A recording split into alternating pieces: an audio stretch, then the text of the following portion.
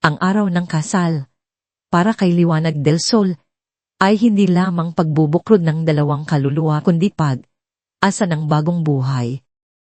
Nagmula sa isang payak na bayan sa Quezon, malayo sa inay at kinangnang syudad, si Liwanag ay nangarap ng isang tahimik, ngunit masayang buhay kasama si Victor Delgado.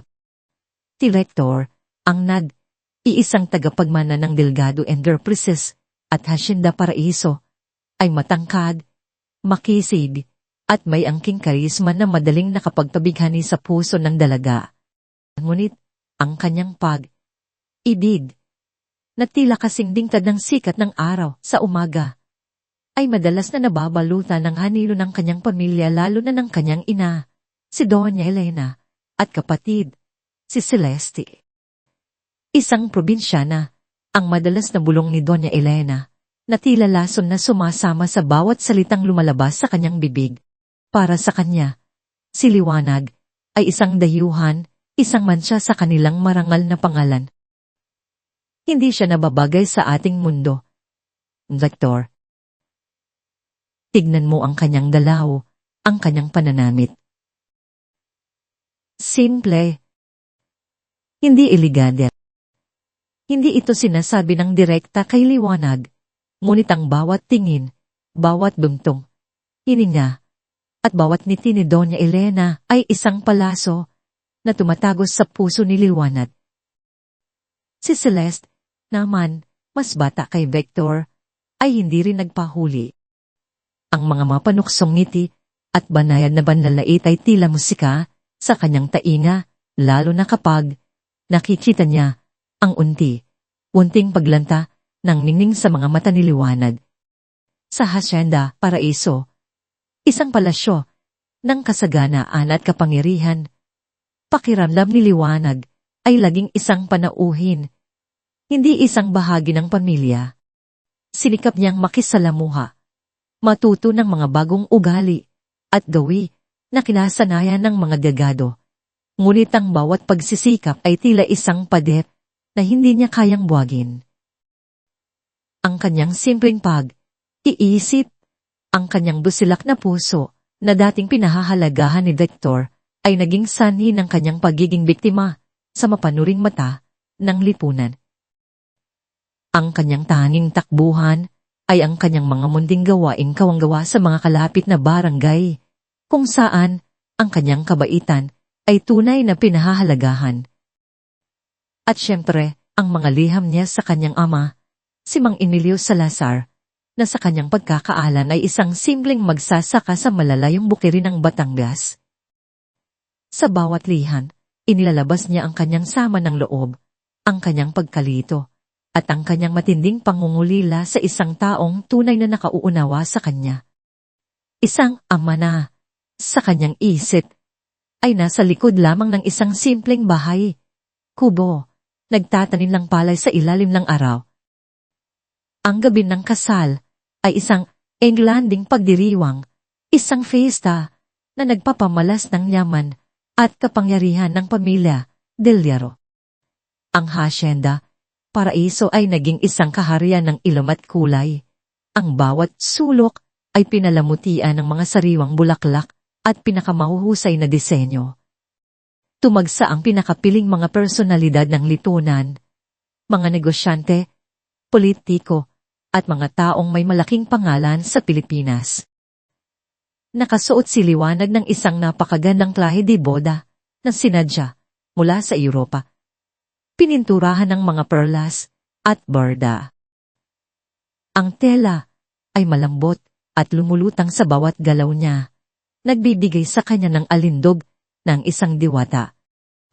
Ngunit sa kabila ng kanyang karilagan, pakiramdam niya ay isa lamang siyang dekorasyon, isang bagay na ipinagmamalaki, ngunit hindi kailanman tinatanggap.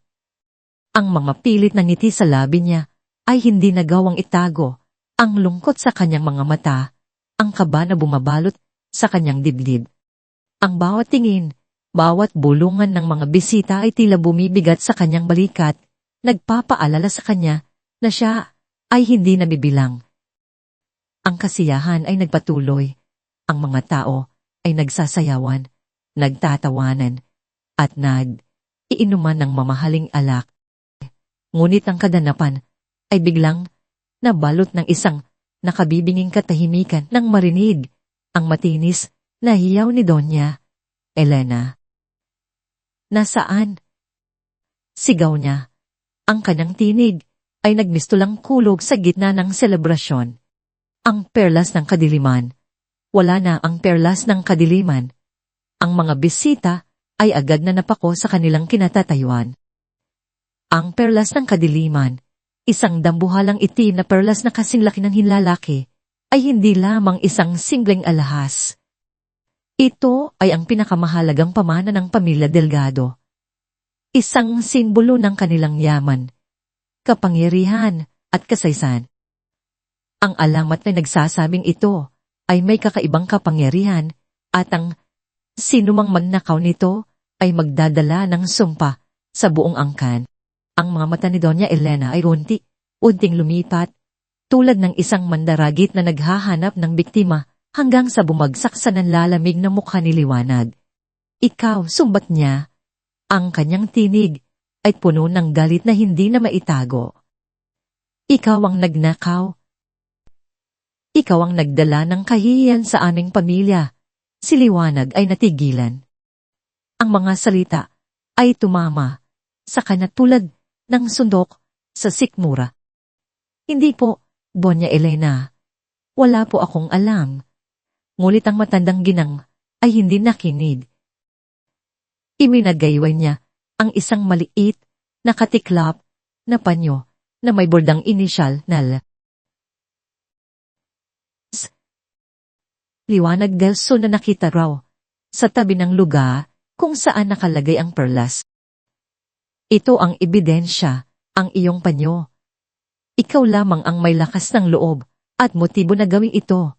Isang probinsya ng uhaw sa yaman, ang kanyang mga mata ay nagtagis sa galit at ang kanyang ngiti ay naging isang mapalinlang na kurba. Mula pa sa simula, sinasabi ko na hindi siya nababagay. Ang kanyang pagiging simple ay isang balakayo lamang para sa kanyang kasakiman. Ang mga bulungan ay kumalat sa buong bulwagan, tulad ng mabilis na apoy. Ang mga bisita ay nagsimulang tumingin kay Liwanag na may pagdududa, pagkamuhi, at paghamak. Ang kanyang mundo ay gumuho sa isang iglap. Ang kanyang lalamunan ay tila pinipigilan, hindi niya kayang ipagtanggol ang kanyang sarili. Ang kanyang mga mata ay nanlabo sa luha. Lumingon siya kay Victor, ang lalaking nangakong mamahalin siya habang buhay. Ngunit ang mga mata ni Victor ay puno ng takot at ang kanyang mukha ay namutli. Hinawakan niya ang kamay ni Victor, humihingi ng tulong, ng proteksyon. Ngunit si Victor, sa ilalim ng mabibigat na tingin ng kanyang ina, ay unting binawli ang kanyang kamay. "Victor," pulong ni Liwanag, puno ng pagkabigla at pagtataksil. "Liwanag, hindi ko alam, wala akong magawa." Ang kanyang tinig ay halos hindi marinig, puno ng kahinaan. Ang kanyang mga mata ay nagpapakita ng labis na pagkabahala, ngunit hindi sapat upang gumawa ng anumang hakbang para ipagtanggol ang babaeng mahal niya. Agad na kinuha ni Doña Elena ang pagkakataon. "Victor, huwag mong hayaang ang isang magnanakaw ay makasira sa pangalan ng ating pamilya." Sa isang mapait na desisyon, dahang hinuba ni Victor ang singsing ng kasal sa daliri ni Liwanag. Ang malamig na metal ay tila yelo na dumikit sa balat ni Liwanag. Ang simbolikong pagtatanggal ng singsing ay mas masakit kaysa sa anumang pisikal na sakit na maaari niyang maramdaman. Ito ay ang huling patak ng asa na gumuho. "Umalis ka! Umalis ka sa aking pamamahay!" Sigaw ni Doña Elena. Ang kanyang tinig ay may kapangyarihan na tila nagmula sa impyerno. "Ikaw ay hindi na bahagi ng pamilyang ito. Ikaw ay isang kahihiyan." Ang mga guwadya, sa utos ni Doña Elena, ay agad na lumapit kay Liwanag. Pilit siyang tinalagad palabas ng hasyenda. Sa kabila ng kanyang mga pagtutol, ang mga bisita ay nagbukas ng daan para sa kanila. Ang kanilang mga tingin ay tila nagpapako kay liwanag sa krus ng kahihiyan. Sa labas, bumuhos ang malakas na ulan. Tila nakikisimpatiya sa kanyang mga luha. Ang kanyang trahe de boda, na kanina ay kumikinang, ngayon ay basa na, marumi, at punit-punit. Ang bawat patak ng ulan ay tila naghuhugas sa kanyang karangalan. Iniwan siyang hubad sa harap ng mundo. Siya ay itinapon sa dilim ng gabi, iisa, walang laban, at puno ng kirot. Nakanganga, tumulo ang luha, kasabay ng malakas na ulan, hindi na niya halos makita ang dinadaanan. Ang kanyang puso ay durog na durog, ang kanyang kaluluwa ay sugaran. Akit, naniyay ito sa kanya. Ang pag-ibig na kanyang inasang, ang pamilyang kanyang pinangarap, lahat ay naglaho sa isang gabi. Ang galit at pagkarigla ay humalo sa matinding kalungkutan. Gusto niyang sumigaw, ngunit walang tinig na lumabas sa kanyang lalamunan. Gusto niyang tumakbo, ngunit ang kanyang mga paa ay tila pinapasan ng bigat ng buong mundo. Hindi niya alam kung saan siya pupunta, kung paano siya magpapatulog. Ang kanyang isip ay naglaro ng mga alaala ng kanyang ama, si Mang Emilio. Sana narito siya, sana mayroong magtatanggol sa kanya. Habang naglalakad siya sa gitna ng malakas na ulan, ang kanyang mga mata ay namumula sa luha at pighati. Bigla, isang pares ng matalim na ilaw ang lumitaw sa dilim. Isang itim na sasakyan, isang mamahaling sedan na hindi karaniwang makikita sa liblib na daanang iyon ang huninto sa kanyang harapan. Ang bintana ay dahang bumaba at isang figura ang lumabas. Ang lalaki ay matangkad, may tindig na buo, at ang kanyang mga mata ay may kakaibang kinang na nagpapahiwatig ng lalim at kapangyarihan. Nakasuot siya ng isang mamahaling barong Tagalog na tinahi ng perpekto at ang kanyang buhok ay maayos na nakasuklay. Hindi siya ang Mang Emilio na kilala ni Liwanag, ang simpleng magsasaka na may suot na salakot at nakayapak. Ito ay ibang tao, ngunit ang kanyang mukha ay hindi maikakaila. Ito ang kanyang ama. Anak, ang kanyang tinig ay malalim, kalmado, ngunit may taglay na awtoridad. Liwanag. Lumapit si Liwanag, gulat na gulat, at halos hindi makapaniwala. Ama, kayo po ba talaga yan? Ang kanyang tinig ay naninginig sa pagitan ng luha at pagtataka. May ngiti sa labi ni Mang Emilio, ngunit ang kanyang mga mata ay may bahid ng kalungkutan nang makita ang kalagayan ng kanyang anak. Halika, anak. Sumakay ka. Nang makasakay si Liwanag, sinimula ni Mang Emilio ang pagbubunyag ng katotohanan. Hindi ako ang Mang Emilio Salazar na kilala mo, anak. Simula niya. Ang kanyang tinig ay puno ng biga. Ako si Don Emilio Alcaraz. Ang Agila ng Luzon. Pumilis ang tibok ng puso ni Liwanag.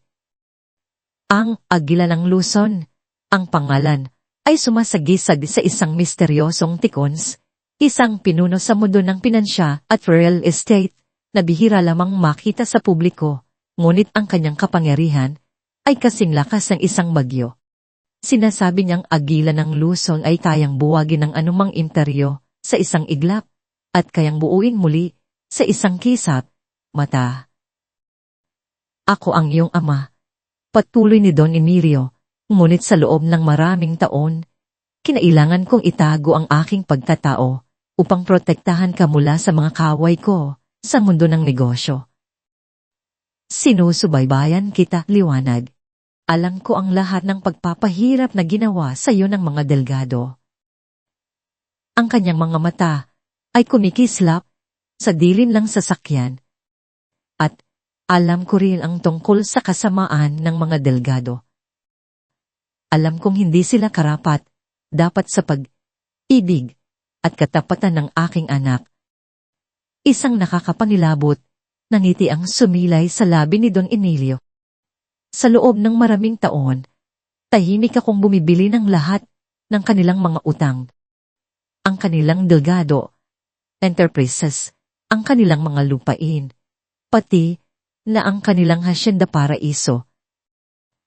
Ngayon, ako na ang nagmamay-ari ng lahat ng kanilang ari-arian. Napahinto si Liwanag. Ang kanyang ama, ang simpleng magsasaka. Siya ang nagmamay-ari ng lahat ng kayamanan ng mga delgado. Ang pagpapahiya na dinanas mo, Liwanag, sabi ni Don Emilio. Ang kanyang tinig ay malakas at puno ng diin, ay babalik sa kanila ng 1,000 ulit. Kinontak niya ang kanyang mga tauhan sa radyo. Ang kanyang mga utos ay maikli, malinaw, at hindi mapapasubalian. Palabasin ng pamilya Delgado mula sa hacienda paraiso ngayong gabi. Ipapaalam mo sa kanila na ako, si Don Emilio Alcaraz, ang may-ari na ngayon. At sila ay hindi na karapat dapat manatili sa aking ari-arian. Sa kabila ng malakas na ulan, itang-kita mula sa bintana ng sasakyan ni Don Emilio ang mga gwardiya na sumunod sa utos.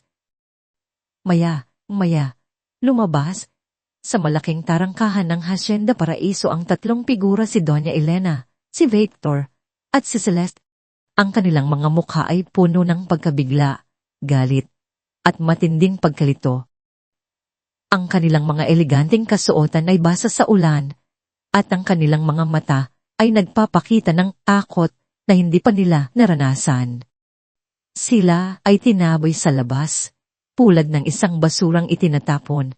Sa parehong paraan na itinaboy nila si Liwanag, ilang sandali lamang ang nakalipas.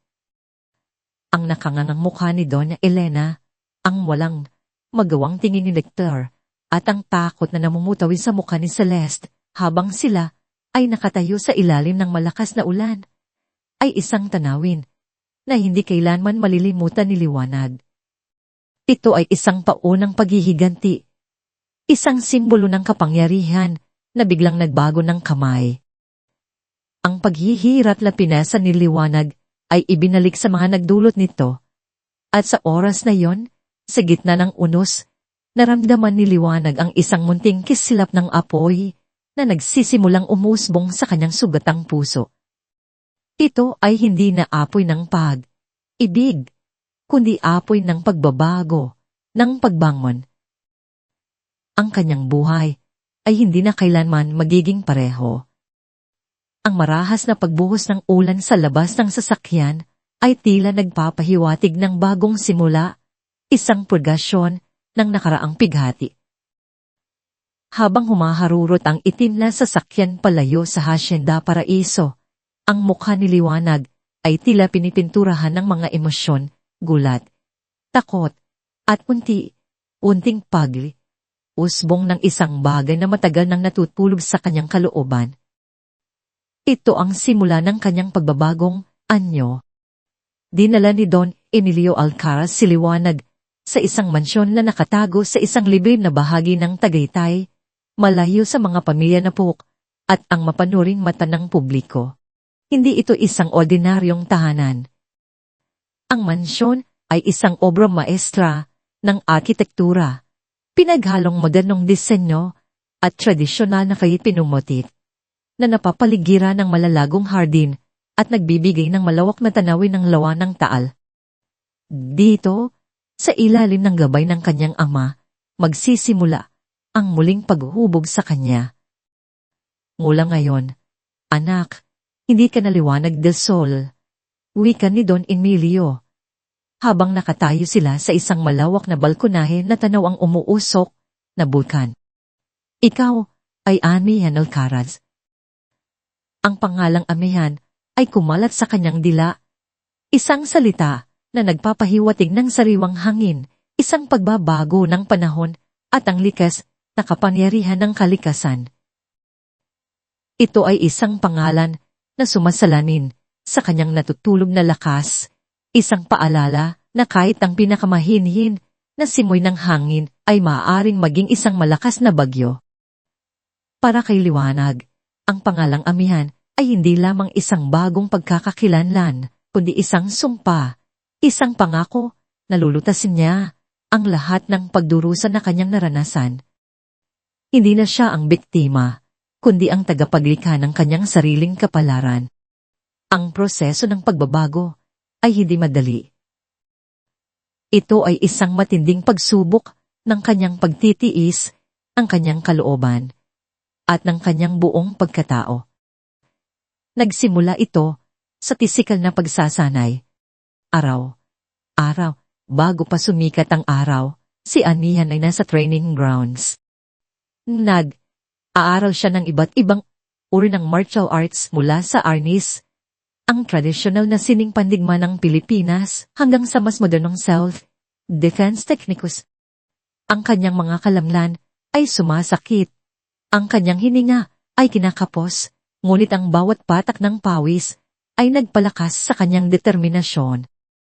Ang kanyang dating payat na katawan ay unting nahuhubog, nagiging mas matibay, mas matatag, at mas mapanindigan. Ang kanyang tindig ay nagbago mula sa pagiging mahinhin, tungo sa isang postura ng kumpiyansa at awtoridad. Pinago rin ang kanyang pananamit, mula sa simpleng kasuotan ng probinsyana tungo sa mga elegante, at pinasadya na damit na nagpapalabas ng kanyang bagong katayuan. Ang mga mamahaling tela, ang maingat na pagpili ng kulay, at ang bawat tiraso ng alahas ay sumasalamin sa kanyang muling pagsilang bilang isang babaeng makapangyarihan. Ngunit ang pinakamahalagang bahagi ng kanyang pagbabago ay ang paghubog ng kanyang isip at kaluluwa. Ang mansyon ay naging kanyang paaralan, at si Don Emilio ang kanyang pinakamahusay na guro. Pinigyan niya si Amihan ng walang tigil na pagtuturo sa lahat ng aspeto ng negosyo, mula sa komplikadong mundo ng pananalapi, estratehiya sa pamamahala, hanggang sa masalimuot na batas at diplomatikong ugnayan. Nagbasa siya ng daang libro, nag-aral ng mga kaso sa negosyo, at tumugol ng walang tulog na gabi sa pag-aanalisa ng mga merkado. Ang kanyang isip, na dati nakatuon lamang sa simpleng pamumuhay, ay naging matalas, kritikal, at estratehiko. Ang bawat aralin ay tila nagbubukas ng bagong pinto sa kanyang pag-unawa sa mundo. Ang mga numero at datos na dati nakakatakot para sa kanya ay naging mga kasangkapan na kanyang ginagamit upang makita ang mga posibilidad at hamon sa bawat pagkakataon. Sa paglipas ng mga araw, ang kanyang panloob na pighati ay dahang nagiging inspirasyon. Ang kanyang galit ay nagiging gasolina para sa kanyang pagbabago. Hindi na siya iyak. Sa halip, bawat alaala ng pagtataksi at kahihiyan ay nagiging isang pako na lalong nagpatibay sa kanyang kalooban. Mula sa isang mahiyain at mapagkumbabang dalaga, si Amihan ay naging isang babaeng matalas, tiwala sa sarili, at may determinasyong gumalaw. Ang kanyang tinig ay naging mas malakas, ang kanyang tingin ay naging mas matalin, at ang kanyang presensya ay nagdulot ng isang uri ng respeto na hindi niya kailanman naramdaman bilang liwanag. Sa mga gabing tahimik, kung kailan ang pag-aaral ay tapos na, si Don Emilio ay uupo kasama si Amihan at ibabahagi ang kanyang mga kwento. Ikinuwento niya ang kanyang mapait na nakaraan, kung paano siya, tulad ni Amihan, ay nagmula sa kahirapan at kinailangan niyang ipaglaban ang kanyang sarili sa isang mundong puno ng sakin at walang awa. Ikinuwento niya kung paano niya binuo ang kanyang imperyo mula sa wala, kung paano niya itinatago ang kanyang tunay na pagkakakilanlan upang protektahan ang kanyang sarili at ang kanyang pamilya mula sa mga kaaway. Ang mundo ng negosyo ay isang gubat, anak, wika niya. Ang kanyang mga mata ay puno ng karunungan. Kailangan mong maging malakas, matalino, at higit sa lahat, tapat sa iyong sarili. Hindi ko ipinanganak ang isang mahina. Alam kong may lakas kang nakatago sa iyong kalooban, at ngayon, oras na para ilabas mo ito. Sa bawat kwento, lalong lumalalim ang pag-unawa ni Amihan sa kanyang ama.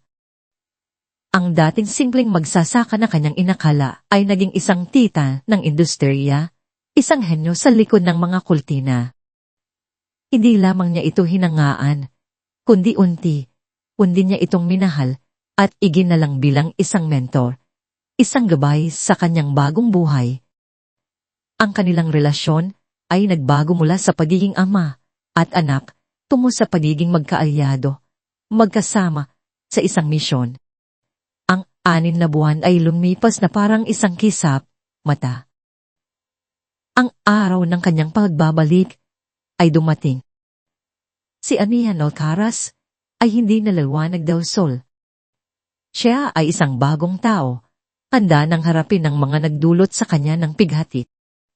Sa gitna ng Makati, ang sentro ng negosyo ng Pilipinas, bumango ng isang bagong kapangyarihan, ang Alcaraz Holdings. Ito ang dating Delgado Enterprises, ngunit ngayon ay may bagong logo, bagong pamamahala, at isang bagong mukha sa tuktok ng piramide. Si Amihan Alcaraz, sa edad na 23, ay formal na ipinakilala bilang bagong CEO. Ang kanyang unang araw bilang CEO ay nagsimula sa isang pagpupulong ng Board of Directors. Ang maluwag na conference room, na dati pinupuno ng pagmamayabang at katiwalian ng mga Delgado, ay ngayon ay nababalot ng isang kakaibang tensyon. Ang mga matatandang miyembro ng board, na karamihan ay matatagal ng kaalyado ni Doña Elena, ay naroroon. Ang kanilang mga mukha ay puno ng pagdududa at paghamak. Nakita nila si Amihan bilang isang bata, isang babae na walang karanasan, at higit sa lahat, isang probinsyana na nagtagumpay lamang dahil sa kanyang ama. Naglakad si Amihan patungo sa silya ng CEO. Ang kanyang bawat hakbang ay sadyang pinag-isipan.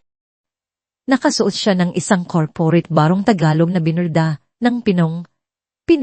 Ang kulay abuhin na tela ay nagpapahiwatig ng kanyang pagiging seryoso at walang emosyon. Ang kanyang buhok ay nakapusod ng mahigpit. Ang kanyang mukha ay walang bakas ng kahit anong emosyon, maliban sa isang matalas na tingin na nagpapakita ng kanyang katalinuhan. Magandang umaga, mga Ginoo. Panimula niya.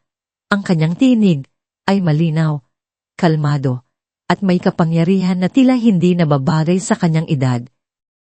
Ako si Amihan Alcaraz, at ako ang inyong bagong CEO. Ang mga bulungan ay kumalat sa mesa. Ngunit agad itong pinutol ng kanyang matalin na tingin. Hindi ako na ito upang magpakilala ng mahaba, patuloy niya. Narito, ako, upang linisin ang kaguluhan na iniwan ng nakaraang pamamahala. Sa isang galaw, iniutos niya na sindihan ang projector. Sa screen, lumabas ang isang seri ng mga komplikadong chart, datos, at transaksyon sa pananalati. Sa loob ng 6 na buwan, sinuri namin ng detalyado ang bawat transaksyon, bawat desisyon, at bawat kasunduan na ginawa ng Delgado Enterprises. At ang 6 nakita ay nakakabahala. Ang kanyang tinig ay naging mas malamig. Mayroon tayong ebidensya ng malawakang katiwaian, maling pamamahala ng pondo, at mga transaksyon na labas sa batas. Mula sa mga ghost employees, inflated contracts, hanggang sa mga offshore accounts na ginamit upang maglipat ng pera sa labas ng kumpanya. Ang bawat salita ay tila isang balang tumatama sa mga miyembro ng board. Ang kanilang mga mukha ay namutla. Ang kanilang mga ngiti ay naglaho. Sinimulan ni Amihan na pangalanan ang bawat miyembro na sangkot na may kasamang mga detalyadong dokumento at ebidensya. Ang bawat pangalan na kanyang binabanggit ay may katumbas na matibay na patunay na hindi nila maaaring pabulaanan. Ginoong Reyes, sabi niya, habang itinuturo ang isang matabang lalaki na tila mas gusto pa niyang tumago sa ilalim ng mesa. Ang inyong kumpanya ng construction ay naakuha ng 7.0% ng aming mga kontrata sa nakaraang 3 taon sa kabila ng pagiging 3.0% mas mataas kaysa sa mga kakumble. Mayroon din kaming ebidensya ng mga kickbacks na direkta sa inyong personal na account. Pagkatapos, bumaling siya kay Ginoong Santos, isang miyembro ng board na matagal nang may hawak ng mga iligal na operasyon ng kumpanya. At Ginoong Santos, ang inyong mga transaksyon sa mga shell corporation sa Panama ay hindi nakalusot sa aming investigasyon. Ang halaga ng pera na inilipat ninyo ay sapat upang pundohan ang ilang proyekto ng komunidad. Ang bawat pagbubunyag ay sinundal ng isang malakas na tunog ng kanyang palad na pumapalo sa mesa. Ang lahat ng ito ay magwawakas na yon. Walang binigyan si Amihan ng pagkakataong magsalita o magpaliwanag. Matapos niyang ibunyag ang lahat ng ebidensya, diretsyo niyang inanunsyo ang kanilang pagpapatalsik.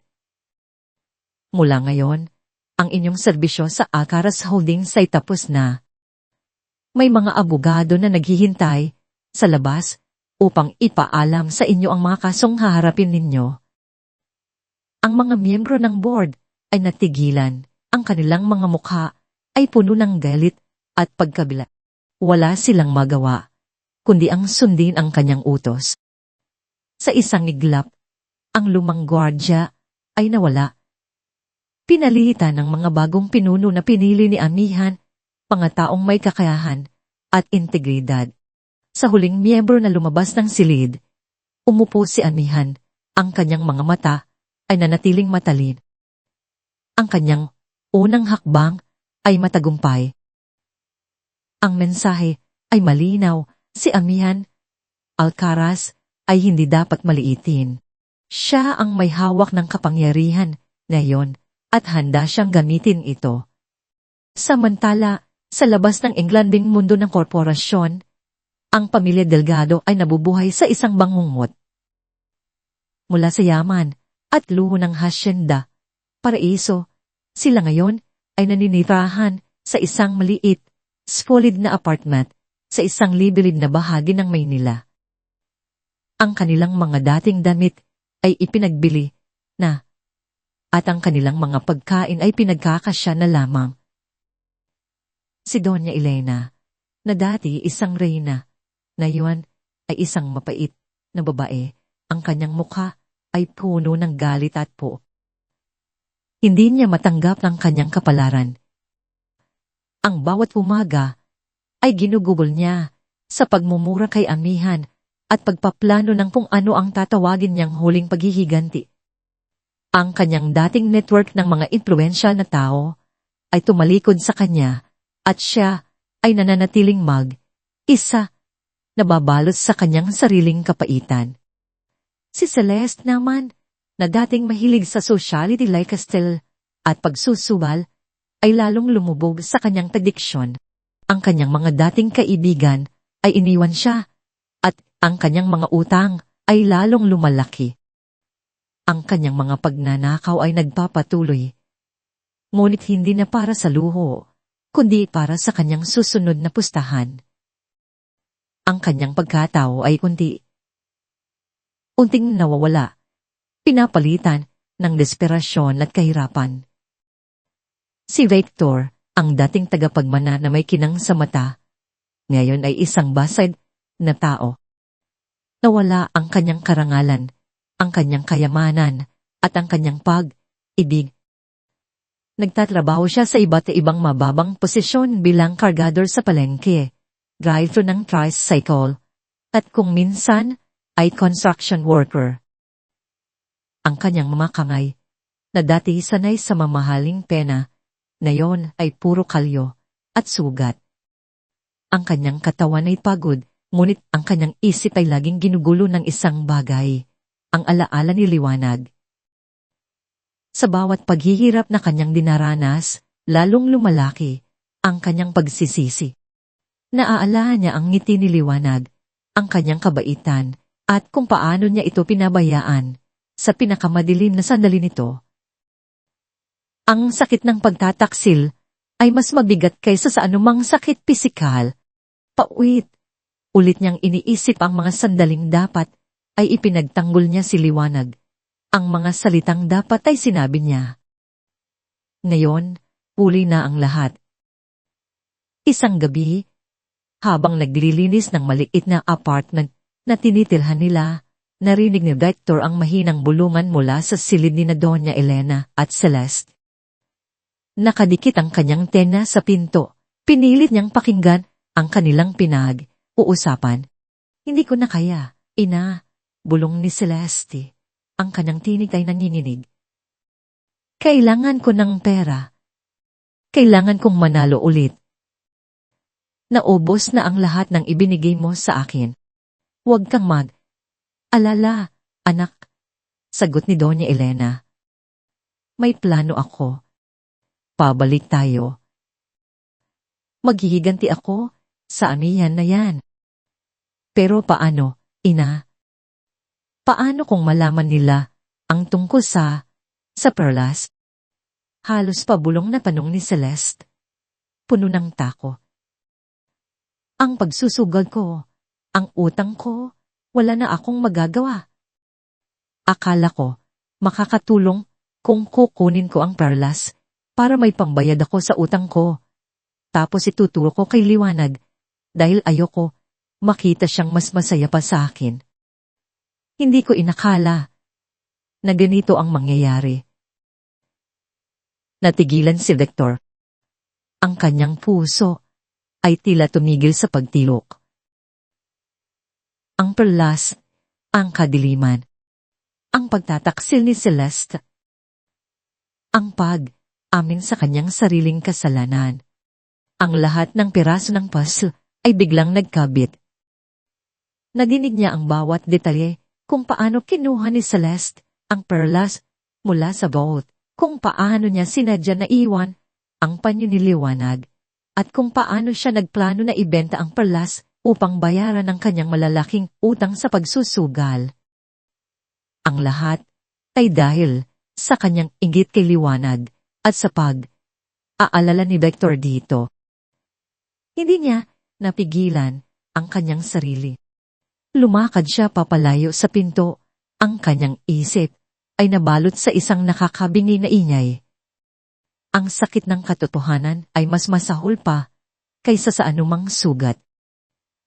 Ang babaeng minahal niya, pinaghihinalaan niyang magnanakaw, pinabayaan niya, ay inosente. At ang kanyang sariling kapatid, ang dahilan ng lahat ng kanilang paghihirap. Gumuho ang kanyang mundo sa isang igla. Lumuhod siya. Ang kanyang mga kamay ay nakatakip sa kanyang mukha habang ang mga luha ay umaagos. Ang kanyang pagsisisi ay hindi na kayang bitbiti. Kailangan niyang gawin ang tama. Kailangan niyang sabihin ang totoo. Kaya naman, sa mga sumunod na araw, sinimulan ni Victor ang kanyang misyon. Kailangan niyang makita si amihan. Sa kanyang isip, hindi na ito tungkol sa pagkuha ng kapatawaran para sa kanyang sarili, kundi tungkol sa paggawa ng hustisya para sa babaeng kanyang sinaktan.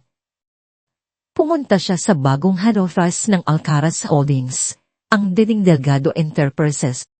Ngunit ang kanyang mga pagtatangka ay paulit-ulit na nabigo.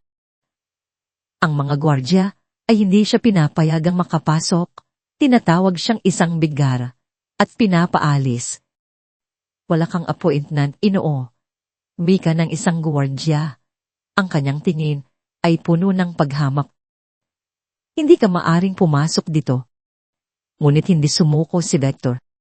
Araw, naghihintay siya sa labas ng gusali, umaasa na makikita niya si Amihan, kahit sa isang maikling sandali lang. Sa wakas, isang hapon, habang palabas si Amihan sa kanyang opisina, napansin niya si Vector na nakatayo sa isang sulok. Ang kanyang mga mata ay nanlumo. Ang kanyang dating kasintahan ay halos hindi na makilala. Ang kanyang dating pino at eleganting itsura ay binalitan ng isang pagod at gula. Gulanit na itsura ang kanyang mga mata na ipuno ng pighati. Agad na gumawa si Amihan ng desisyon. Utos siya sa kanyang staff na papasukin si Vector. Hindi niya alam kung bakit, ngunit may isang bahagi ng kanyang sarili, ang maliit na piraso ng liwanag na nananatili sa kanya, ang gustong makinig. Sa loob ng kanyang executive office, ang atmosfera ay mabigat. Ang malaking bintana ay nagbigay ng malawak na tanawin ng syudad, ngunit ang tensyon sa silid ay tila nagpapabigat sa hangin. Umupo si Vector sa harap ng isang malaking mesa. Ang kanyang mga kamay ay magkasalikop, nanginginig. Samantala, si Amihan ay nakaupo sa kanyang upuan. Ang kanyang mukha ay walang emosyon, ang kanyang tingin ay matalas at mapanuri. Vector, wika niya, ang kanyang tinig ay malamig. Ano ang kailangan mo? Napalunok si Vector. Liwanag Amihan, simula niya. Ang kanyang tinig ay basag. Alam ko na huli na ang lahat. Alam kong hindi na ako karapat, dapat humingi ng kapatawaran. Ngunit kailangan kong sabihin ang totoo. Ikinuwento niya ang lahat. Ang kanyang pagkabigla, ang kanyang pagkatakot sa kanyang ina, ang kanyang kahinaan. At pagkatapos, ang kanyang pagkadiskubre tungkol kay Celeste. Ang tungkol sa pagsusugal, ang inggit, ang pagnanakaw ng perlas ng kadiliman. Ang bawat salita ay lumabas mula sa kanyang bibig na puno ng sakit at pagsisisi. Hindi ko ipinagtanggol ang babaeng mahal ko, wika niya. Ang kanyang mga luha ay bumuhos. Nagkamali ako. Lubos, akong nagkamali. At ang bawat araw, ang bawat hirap na aking dinaranas, ay paalala ng aking pagtataksil. Tumuhod siya sa harap ni Amihan. Amihan, liwanag, pakiusap. Patawarin mo ako. Hindi ko hinihingi na bumalik ka sa akin. Ang hinihingi ko lamang ay ang iyong kapatawaran para sa aking kaluluwa. Tiningnan ni Amihan si Vector, ang kanyang mga mata ay hindi gumagalaw. Sa loob, may isang maliit na bahagi ng kanyang puso na nakaramdam ng kirot. Naalala niya ang dating Vector, ang Vector na kanyang minahal. Ngunit ang alaala ay mabilis na naglaho. Pinalitan ng imahe ng Vector na binitiwan ng kanyang kamay, na tinalikuran siya sa harap ng lahat. Vector, wika niya, ang kanyang tinig ay matigas at walang emosyon. May pagkakataon ka para ipagtanggol ako. May pagkakataon kang tumayo para sa atin. Ngunit pinili mong sumunod sa iyong ina. Tumayo siya at lumakad patung sa bintana, tinalikuran si Vector. Ang liwanag na kilala mo ay patay na. Patay na ang babaeng madaling saktan, ang babaeng umaasa sa iyong proteksyon. Ang Amihan na kaharap mo ngayon ay hindi na magpapaloko. Hindi na ako, ang liwanag, na iyong ipinagkanulo. Umarap siya kay Vector. Alam ko ang tungkol kay Celeste. Matagal na. Nagulat si Vector. Ang kanyang amin, ay tila wala palang kwenta. Ang iyong pag-amin, patuloy ni amihan, ay hindi magpapabago sa aking desisyon. Ang pagtitiwala ay hindi basta maibabalik. Hindi ko kayang bigyan ka ng pangalawang pagkakataon. Ang kanyang mga salita ay tila isang hatol. Walang pag-asa, walang pagpapatawad. Ang kanyang mukha ay tila yelo, walang bakas ng kahit anong damdamin. Kailangan mong harapin ang bunga ng iyong mga desisyon, Victor. Tulad ng lahat. Tumayo si Victor. Ang kanyang mukha ay puno ng pighati at pagtabigo. Ngunit sa kanyang mga mata, may isang munting kislap ng pag-unawa. Naiintindihan niya. Hindi na ito ang liwanag na kanyang nakilala. Si amihan ay isang pader na hindi niya kayang buwagin. Yumuko siya at lumabas ng silid. Iniwan si amihan na isa sa kanyang opisina. Ang kanyang puso ay nababalot sa isang kakaibang halo ng kalayaan at kalungkutan. Isang bagong pahina ang binuksan, ngunit ang mga alaala ay mananatili, isang paalala ng kanyang pinagdaanan. Ang mapait na lasa ng pagkatalo ay nanunuot sa bawat hibla ng pagkataon ni Doña Elena Delgado.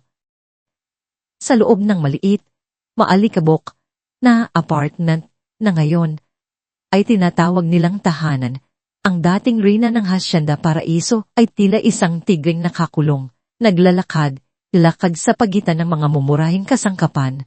Ang kanyang isip ay walang tigil sa pagbuo ng mga plano. Hindi niya matanggap na ang kanyang imperyo, ang kanyang pangalan, ang lahat ng kanyang pinaghirapan ay bigla na lamang naglaho. At ang masakit pa, sa kamay ng isang probinsyana na minsan niyang hinamak. Si Amihan Alcaraz ang kanyang bagong demonyo, ang figura na humahabol sa kanya sa bawat bangungot. Hindi ako susuko, bulong niya sa sarili. Ang kanyang mga kuko ay kumakalmot sa palad. Hindi ako papayag na manalo siya. Sisiguraduhin kong bumalik siya sa kanyang pinanggalingan. Mas masahol pa sa kung ano ang dinanas niya. Ang kanyang galit, ang kanyang iisang sandata, at ang kanyang desperasyon ang nagtutulak sa kanya upang maging mas mapanganin. Unti niyang binabalikan ang kanyang mga lumang koneksyon, ang mga taong minsan niyang tinulungan, ang mga taong may utang na loob sa kanya. Ang ilan ay tumalikod na, natatakot sa bagong kapangyarihan ni Don Emilio Alcaraz. Ngunit may ilan pa ring handang makinig, lalo na ang mga may sama ng loob din kay Don Emilio at amihan. Kasama na rito si Ginoong Armando Reyes, isang dating kaalyado na pinatalsik ni amihan sa board. At Celia Manalastas, isang kilalang editor ng isang tabloid na mahilig sa mga eskandalo at may matinding galit kay Don Emilio dahil sa isang lumang kaso.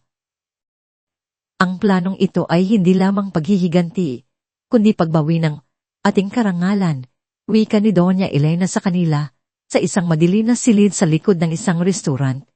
Ang kanyang mga mata ay nagniningas sa determinasyon.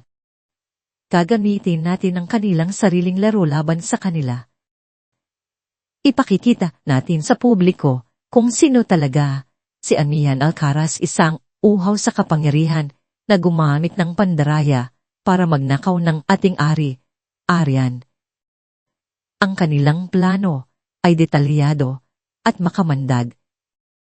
Isang malaking press conference ang kanilang ilulunsad, kung saan opisyal na aakusahan si Amihan Alcaraz bilang utak sa pagnanakaw ng perlas ng kadiliman.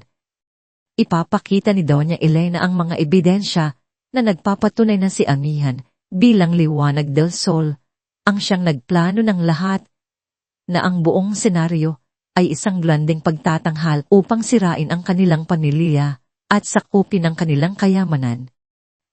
Mayroon tayong mga dokumento na nagpapakita ng kanyang pagiging desperada sa pera, mga lumang utang na pinilit niyang bayaran, paliwanag ni Doña Elena kay Din. manalaskas, habang inihahanda ang mga peking papeles. At mayroon tayong mga testigong handang magsalita.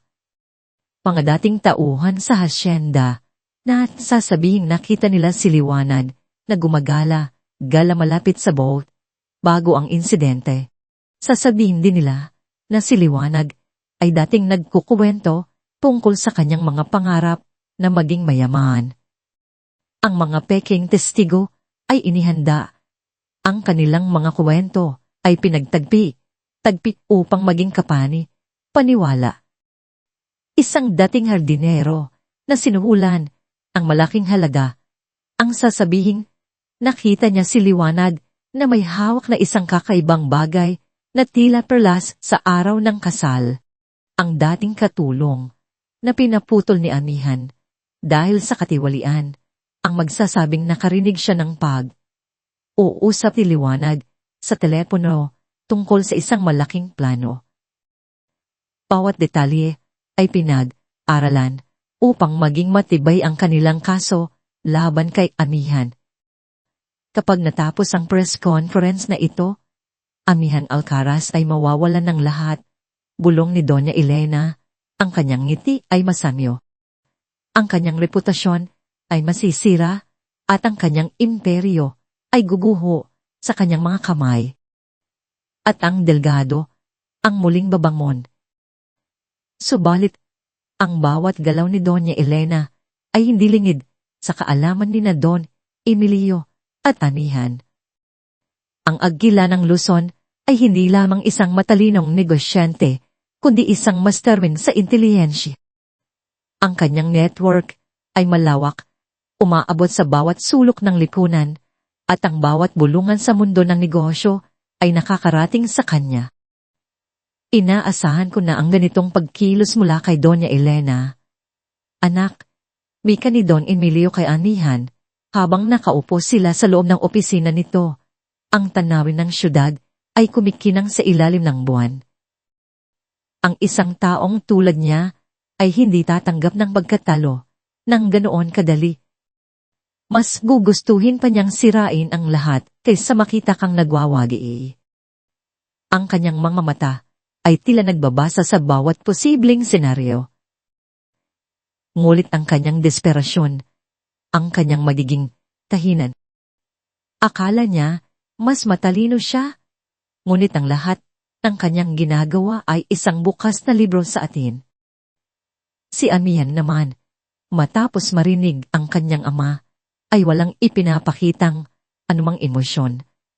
Ang kanyang mukha ay kalmado, ang kanyang isip ay matalas, at ang kanyang mga mata ay puno ng determinasyon. Hayaan mo siyang magplano, Ama. Mas malaki ang ating plano. At doon pumasok ang pinakamahagang piyesa sa kanilang malaking chess, ganun si Lector. Matapos siyang tanggihan ni Amihan, ang mundo ni Lector ay tila tuluyang gumuho. Ngunit sa halip na sumuko, lalo siyang naging determinado na bumawi, hindi para sa sarili niya, kundi para sa katarungan ni Liwanag. Ang kanyang damdamin ng pagsisisi ay naging isang apoy na nagtutulak sa kanya na gawin ng tama. Alam niyang kailangan niyang makahanap ng paraan upang patunayan ang katotohanan. Sa mga sumunod na araw, naging anino si Victor ni na Doña Elena at Celeste. Sinundan niya ang mga ito sa bawat lugar na kanilang pinupuntahan sa mga liblib na katoy kung saan nagkikita si Doña Elena sa kanyang mga kaalyado. Sa mga sugalan kung saan nilulustay ni Celeste ang kanyang natitirang pera at maging sa kanilang maliit na apartment. Hindi madali ang kanyang misyon.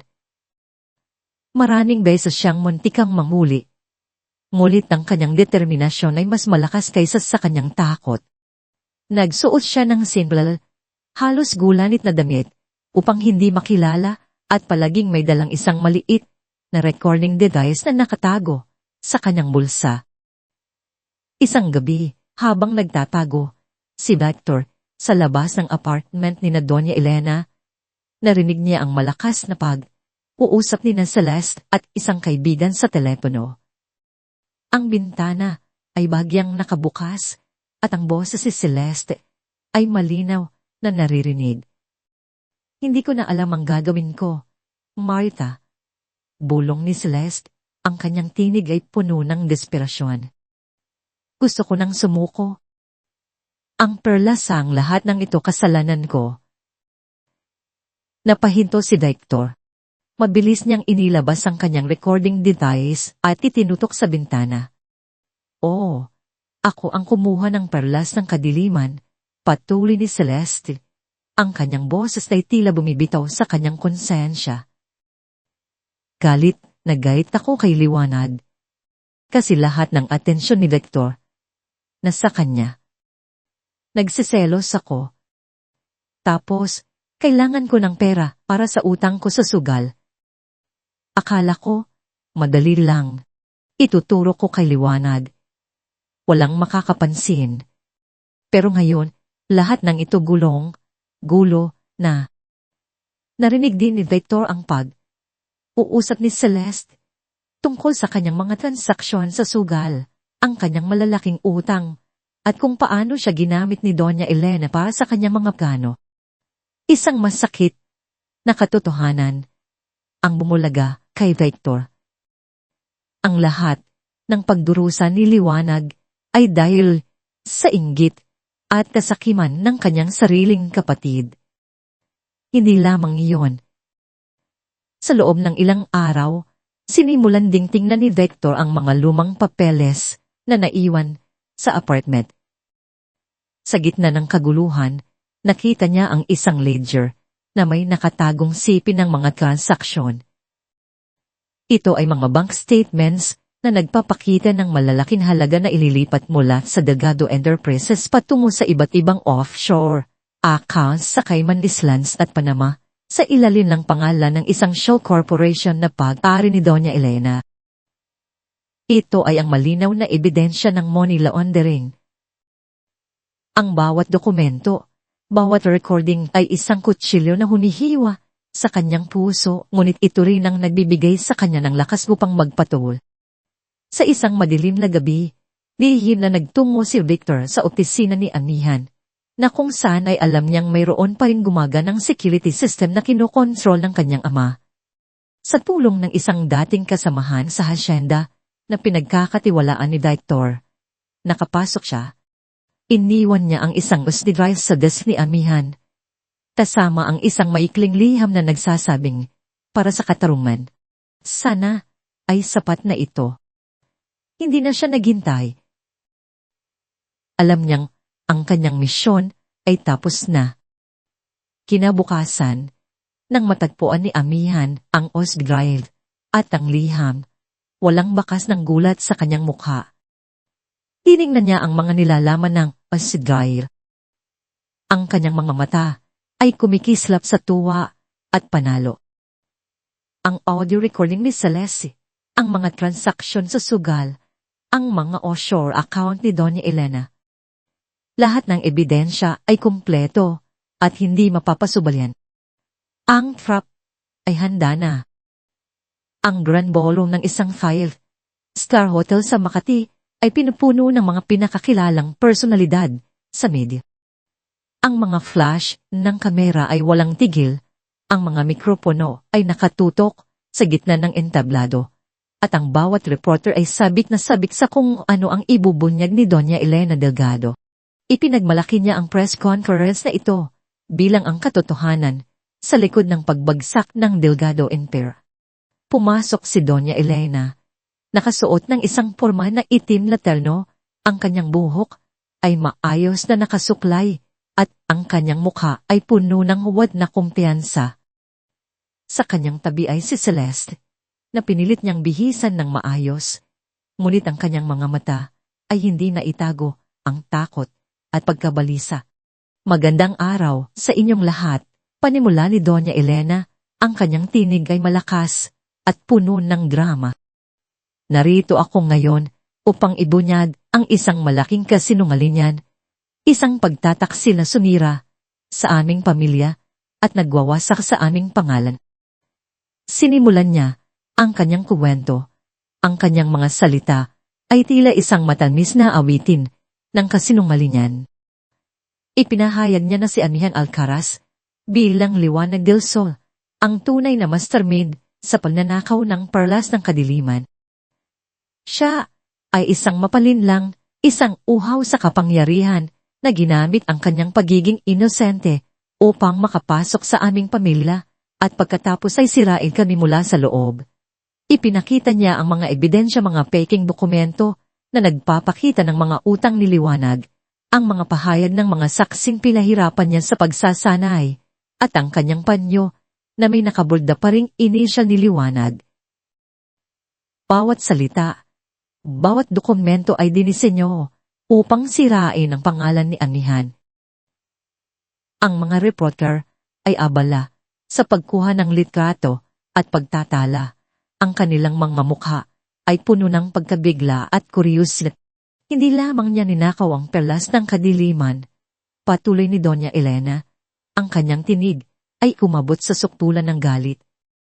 Ninakaw din niya ang aming pagtitiwala, ang aming pag-asa, at ang aming kinabukasan. Siya ay isang magnanakaw, isang manluloko, at isang salot sa lipunan. Ang buong silid ay nabalot sa isang nakabibinging katahimikan matapos ang kanyang pahayag. Ang mga reporter ay nagsimulang magtanong, ngunit bago pa man makasagot si Doña Elena, isang boses ang narinig mula sa likod ng silid. Kung gayon, Doña Elena, bakit hindi natin pakinggan ang tunay na katotohanan? Ang lahat ng mata ay napalingon. Sa pintuan, nakatayo si Amihan Alcaraz, ang kanyang tindig ay matuwid at puno ng awtoridad. Nakasuot siya ng isang puting corporate barong Tagalog na may eleganteng berda. Ang kanyang mukha ay kalmado, ngunit ang kanyang mga mata ay matalas at puno ng lakas. Ang bawat hakbang niya ay sadyang pinag-isipan, nagdulot ng paghanga at pagkabila. Ang mga reporter ay agad na naglipat ng kanilang mga kamera at mikropono patungo kay Amihan. Diretso siyang lumakad patungo sa entablado, umakyat sa tabi ni Doña Elena at kinuha ang mikropono. Doña Elena, wika niya, ang kanyang tinig ay malinaw at may kapangyarihan. Ang kasinungalingan ay may maikling tak, at ang katotohanan ay laging mananaid. Sa isang galaw, inutos niya na sindihan ang malaking projector sa likod ng entablado. Isang audio file ang lumabas sa screen. Huwag kayong maniwala sa kanya, sigaw ni Doña Elena. Ang kanyang mukha ay namutla. Ngunit huli na ang lahat. Nagsimulang umugong sa speaker ang boses ni Celeste, ang kanyang pag-amin kay Marca. Oh, ako, ang kumuha ng perlas ng kadiliman, nagseselos ako kay Liwanag, kailangan ko ng pera. Para sa utang ko sa sugay ituturo ko kay Liwanag. Walang makakapansin, ng bawat salita ay tumagos sa puso ng bawat isa sa loob ng silid. Si Celeste ay bumagsak sa kanyang kinatatayuan. Ang kanyang mga mata ay puno ng takot at hiya. Hindi makapaniwala na ang kanyang pag-amin ay naririnig ng lahat. Si Doña Elena naman, ang kanyang mukha ay putla, hindi makapagsalita. Ang kanyang mga mata ay tila nakakita ng multo. Ngunit hindi pa. Tapos si Amihan. Sa screen, lumabas naman ang mga detalyadong dokumento ng mga transaksyon ni Celeste sa iba't ibang online gambling sites na nagpapakita ng milyong pisong nawala sa pagsusugal. Pagkatapos, sinundan ito ng mga bank statements at transfer records ng mga offshore account ni Doña Elena na nagpapatunay sa kanyang mga ilegal na aktibidad. Ang lahat ng ito ay ebidensya ng inyong katiwalian, ng inyong kasakiman, at ng inyong pagtataksil. Wika ni Amihan, ang kanyang tinig ay malamig at hindi nagbabago. Ang perlas ng kadiliman ay ninakaw, hindi upang sirain ang inyong pamilya, kundi upang punduhan ang bisyon ng inyong anak at ang inyong mga ilegal na operasyon. Ang buong silid ay napuno ng bulungan, pagkabigla, at galit. Ang mga reporter ay nagsimulang magtakbuhan, sabik na ibalita ang malaking iskandalo. At sa eksaktong sandaling iyon, bumukas ang mga pintuan ng ballroom at pumasok ang mga pulis, pinangunahan ng isang hepe na may dalang warrant of arrest. Doña Elena Delgado at Celeste Dedado, wika ng hepe, ang kanyang tinig ay matigas. Kayo po ay inaresto sa salang paninira, pagnanakaw at money laundering. May karapatan kayong manahimik. Anumang sabihin ninyo ay maaaring gamitin laban sa inyo sa korte. Si Doña Elena ay tuluyang nawalan ng lakas, ang kanyang mga tuhod ay nanginig. Inawakan siya ng mga pulis, habang siya ay nagpupumiglas at sumisigaw ng pagtanggi. Ngunit walang makapaniwala sa kanya. Si Celeste naman ay umiiyak at pilit na itinago ang kanyang muka. Ang mga Delgado, na minsan ay simbolo ng yaman at kapangyarihan, ngayon ay nasa ilalim ng batas. Ang kanilang pangalan ay tuluyan nang nasira sa mata ng publiko at ng buong bansa. Ang mga headline sa sumunod na araw ay nagwawagayway sa pagbagsak ng isang dating tinitinyalang pamilya at sa matagumpay na paggabas ng katotohanan sa kamay ni Amihan Alcaraz. Ang bagyo ng kasinungalingan ay nagwakas. Ang katotohanan ay sumikat at sa gitna ng kaguluhan, isang bagong Amihan ang tumindig, mas malakas kaysa kailanman. Ilang araw matapos ang nakakabigla at mapanira ang press conference na nagpabagsak sa mga Delgado mula sa kanilang pedestal ng kapangyarihan at pagmamataas, nagpasya si Amihan na harapin si Director sa huling pagkakataon. Nais niyang tapusin ang anumang natitirang tanikala na nag-uugnay sa kanyang nakaraan, lalo na sa lalaking minsan niyang pinaniwalaang mamahalin siya habang buhay. Naganap ang pagtatagpo sa isang pribadong silid sa pinakamataas na palapag ng Alcaraz Holdings, isang lugar na kasing tahimik at kasing lamig ng kanyang puso sa mga oras na iyon. Ang silid ay moderno, minimalistiko at may malawak na bintana na nagbibigay tanaw sa abalang syudad ng Maynila, isang tanawin na dati kinatatakutan ni Liwanag. Ngunit ngayon ay pinaghaharian ni Amihan. Pumasok si Victor sa silid at sa isang sulyap, naramdaman ni Amihan ang isang munting hapdi sa kanyang puso. Ang Victor na kanyang minahal, ang matangkad at makisig na tagapagmana ng Hacienda Paraiso, ay tuluyan ng naglaho. Sa harap niya ay isang lalaking yupi, payat, at may malalalim na eyebags na tila sumasalamin sa mga gabing walang tulog. Ang kanyang dating maayos na pananamit ay pinalitan ang mumurahing damit, ngunit ang pinakanakapukaw ng pansin ay ang kanyang mga mata. Wala na ang dating takot at kahinaan, bagkus ay pinalitan ito ng isang malalim at punay na pagsisisi. Ang bawat linya sa kanyang mukha ay tila nagkukuwento ng paghihirap, ng pagtanggap sa kanyang kapalaran. Liwanag, Amihan, simula ni Doktor. Ang kanyang tinig ay halos hindi marinig. Puno ng kapighatian na tila nagmula sa kaibuturan ng kanyang kaluluwa.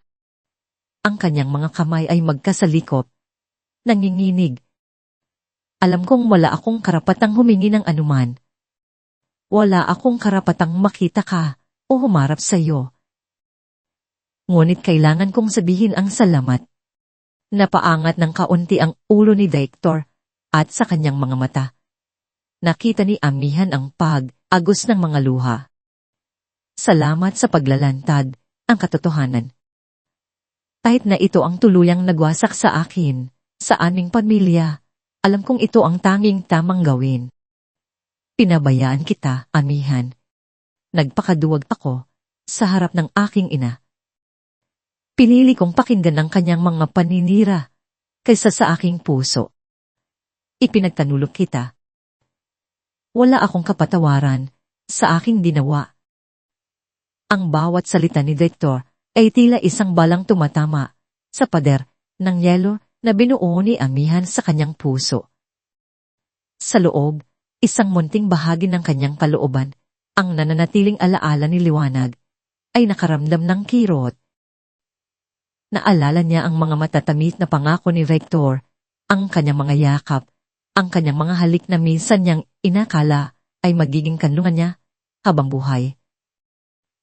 Ngunit ang alaala ay mabilis na nilamon ng mapait na katotohanan ng imay ni Victor na binitiwan ang kanyang kamay, ang kanyang pagtalikod sa harap ng libong mata. Ang Amihan, sa kanyang harapan, ay hindi na ang Liwanag na umiiyak sa gitna ng ulan, kundi isang babaeng pinanday ng paghihirap, isang bato ng determinasyon. Victor, wika ni Amihan, ang kanyang tinig ay malinaw, matatag, at walang bakas ng pag-aalinlangan. Hindi niya pinahintulutan ng kahit anong emosyon na bumulag sa kanyang isip. Pinatawad na kita. Napaangan ng tingin si Victor, ang kanyang mga mata ay puno ng pagkabigla at pag-asa. May isang munting kislap ng liwanag na sumilay sa kanyang nanlulumong mukha. Talaga. Salamat, Amihan, maraming salamat. Ngulit hindi dahil karapat, dapat ka, agad na dugtong ni Amihan, ang kanyang mga mata ay nanatiling matalin, hindi lumalambot. Ang kanyang mga salita ay tila isang matalim na espada na nagputol sa anumang maling pag-asa na maaaring umusbong sa puso ni Victor. Pinatawad kita dahil para ito sa akin. Para pakawalan ng sarili ko, mula sa bigat ng puot, mula sa mga alaala ng sakit na iyong ibinigay. Ayoko nang bitbitin ng bigat ng nakaraan, Victor. Tapos na tayo. Ang liwanag na iyong sinaktan at ipinagkanulo ay naglaho na. Ang babaeng nasa harapan mo ngayon ay si Amihan Alcaraz. At ang Amihan ay malaya. Malaya mula sa galit, malaya mula sa paghihiganti, at malaya mula sa iyo. Napayuko si Victor. Ang kanyang mga balikat ay tila bumigas sa mga salita ni Amihan. Ngunit kakaiba, may kapayapaan din siyang naramdaman. Ang mga salitang ito ay hindi lamang isang pagtanggi, kundi isang huling pagpapalaya.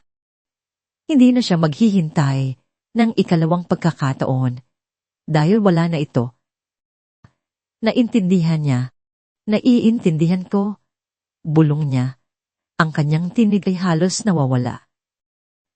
Hahanapin ko ang aking sariling paraan para makabawi. Hahanapin ko ang aking kapayapaan.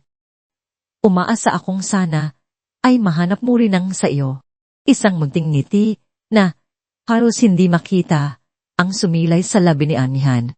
Ito ay hindi ngiti ng pag-ibig, kundi ngiti ng pagtanggap at kapayapaan. Gawin mo, Victor.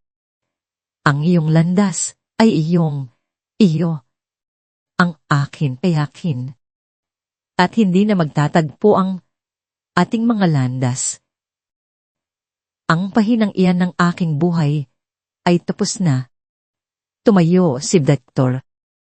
Sa huling pagkakataon, tiningnan niya si Amihan, isang halo ng pagsisisi, paghanga, at pamamaalam sa kanyang mga mata. Imuko siya ng buong paggalang, isang tanda ng pagtanggap sa kanyang kapalaran at sa kapangyarihan ng babaeng minsan niyang pinabayaan. Lumabas siya ng silid. Ang kanyang paglisan ay walang ingay, tila isang anino na naglaho sa dilim. Naiwan si Amihan, na mag-isa, nakatayo sa harap ng malawak na bintana, ang kanyang puso ay nababalot sa isang kakaibang halo ng kalayaan at kalungkutan. Isang mabigat na pasanin ang inalis sa kanyang balikat, at sa wakas, ramdam niya ang tunay na ginhawa. Kinagabihan, sa isang silid aklatan na puno ng makasaysayang libro at saring sining sa pribadong mansyon ni Don Emilio sa Tagaytay, nagkaroon sila ng huling malalim na pag-uusap.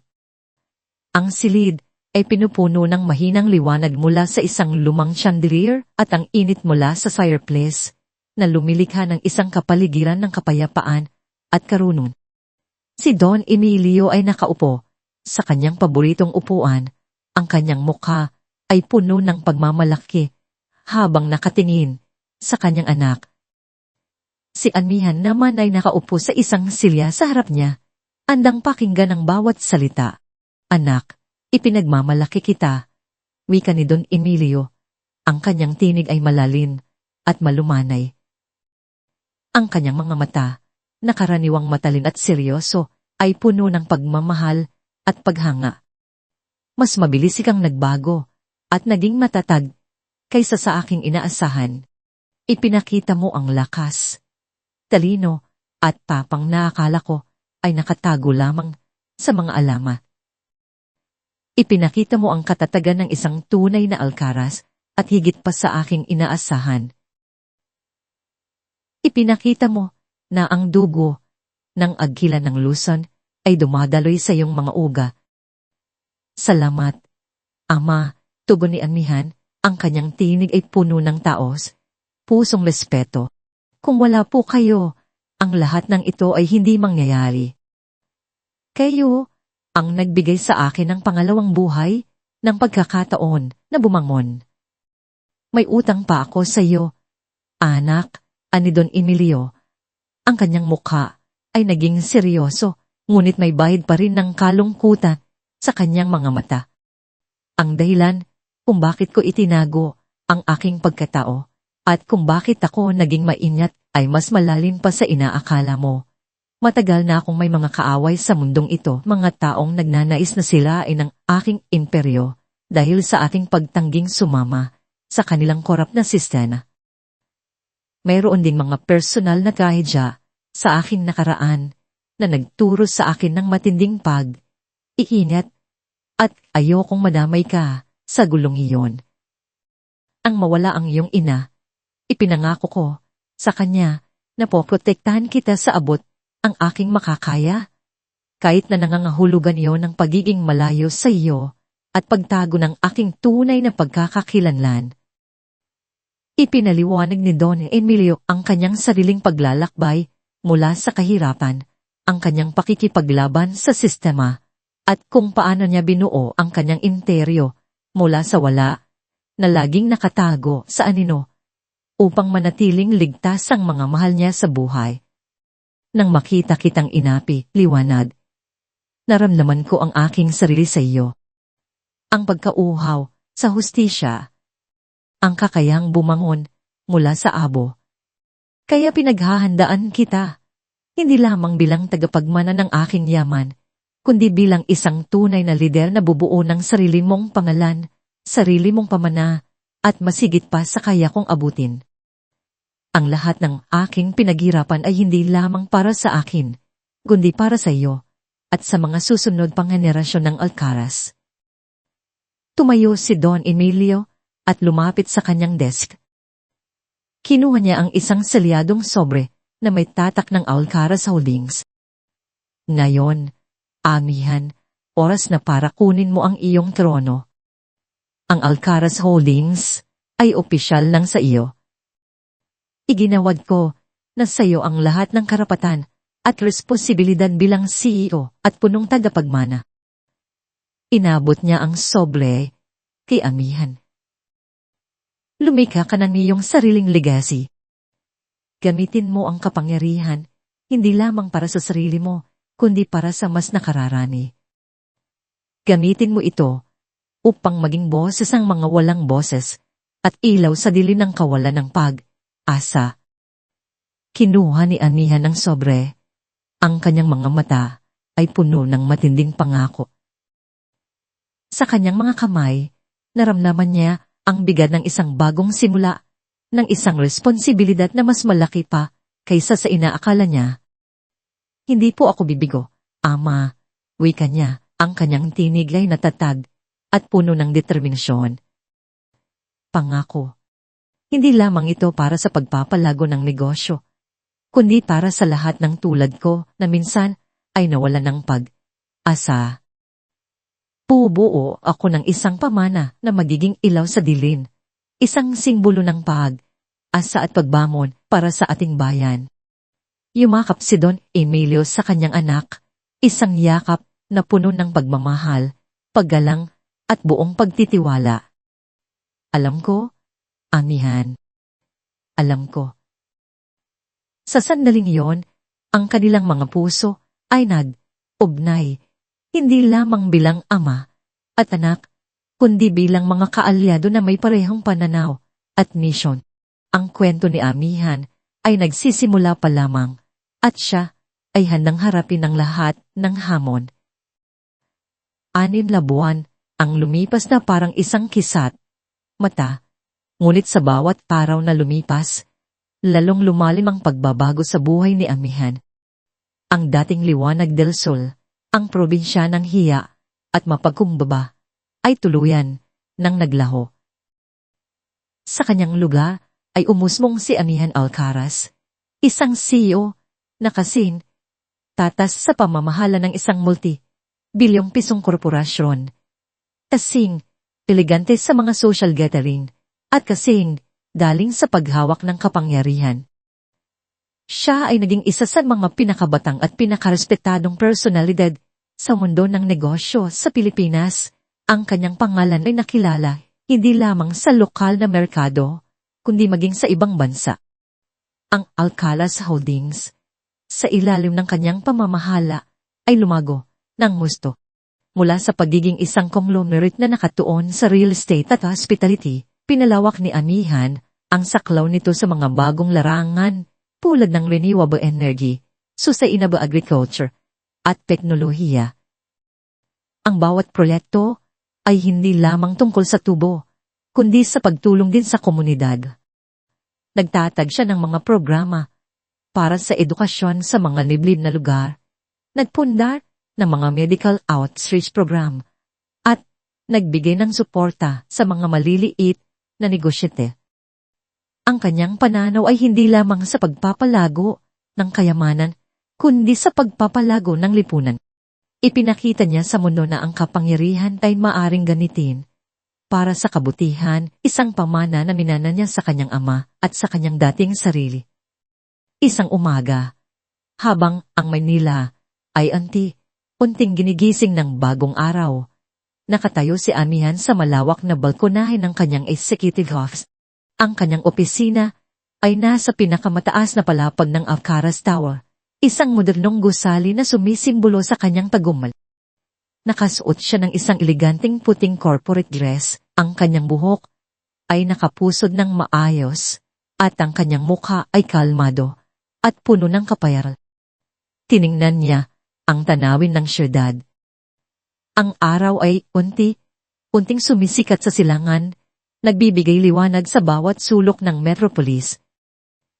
Ang mga gusali ay kumikinang sa sinad ng umaga, at ang mga ilaw ng trapiko ay nagsisimulang lumiwanag. Hindi na siya nag-iisip ng paghihigdanti. Hindi na siya nabubuhay sa anino ng nakaraan. Ang kanyang puso ay puno ng pag-asa para sa hinaharap, para sa mga posibilidad na naghihintay sa kanya. Ang liwanag del sol, ang probinsya ng hiya na minsan ay umiyak sa gitna ng ulan, ay naglaho na, ngunit ang kanyang esensya, ang kanyang kabaitan at pagiging tapat ay nanatilit at naging gabay ni amihan. Ngayon, siya ay Amihan Alcaraz, isang babaeng may matatag na kalooban, matalas na isip, at pusong puno ng layunin. Ang kanyang imperyo ay hindi lamang isang negosyo, kundi isang paraan upang magbigay ng pag-asa sa iba, upang maging ilaw sa dilim. Ang kanyang ngiti ay hindi napilit o peke. Ito ay isang tunay na ngiti ng kapayapaan, ng kasiyahan, at ng tagumpay na pinaghirapan. Siya ay isang ngalatala sa kanyang sariling kalangitan, isang ngiting sumisikat sa gitna ng mga hamon. Ang laban ay tapos na, at siya ang nagwagi. Ngunit ang kwento ni amihan ay hindi nagtatapos dito. Ito ay isang bagong simula, isang patuloy na paglalakbay ng isang babaeng buo na malaya at handang hubugin ang kanyang sariling kinabukasan sa ilalim ng nagliliwanag na sikat ng araw sa Maynila. Nakatayo si Amihan, isang ngiting puno ng asa ang sumisikat sa kanyang mga labi, handang harapin ng anumang hamon na ihahain ng buhay.